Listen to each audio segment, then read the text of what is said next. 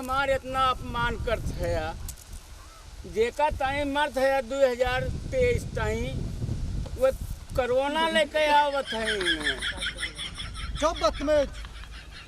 नहीं भैया तो डांस करते हैं खुशी मनावत है वो कोरोना लेके आवत है और यार 2022 भैया सुनत है 2022 भैया दवा लेके आए नहीं के हमें धक्का मक्का दे के अपमान के हमें भगावत है भैया काहे भैया।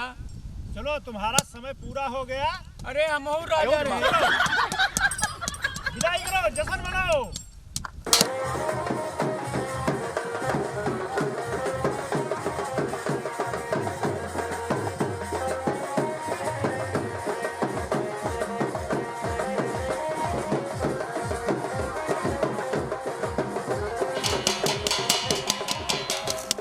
श्यामल 22 जाए।